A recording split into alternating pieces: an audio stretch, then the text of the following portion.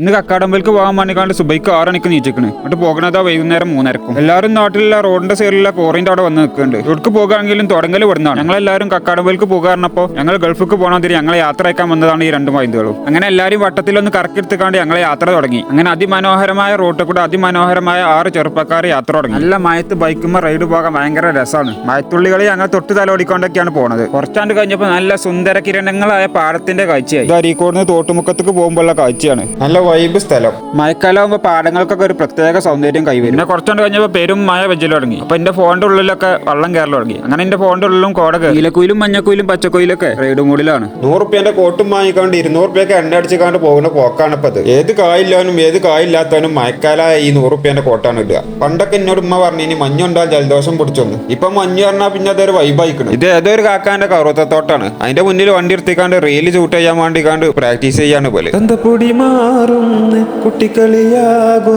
ഈ പാട്ടിന് മണ്ടിക്കാണ്ടാണ് ഒരു റീൽസ് ചെയ്യുന്നത്. 4 കളർ കോഴിക്കുട്ടികളുടെ റോട്ടിൽ കൂടെ ചരക്കും വിരിച്ച് മണ്ടുന്നു. വല്ല പരുന്തും കണ്ട 4 റാഞ്ചി കൊണ്ടുപോകും. റീൽസ് ഒക്കെ ഷൂട്ട് ചെയ്തതിനു ശേഷം കക്കാടംപൊയിൽ ലക്ഷ്യമാക്കിക്കൊണ്ട് ഞങ്ങളെ യാത്ര തുടങ്ങി. അപ്പൊ ഫോളോ ചെയ്യാ. ബാക്കി മറ്റന്നാൾ.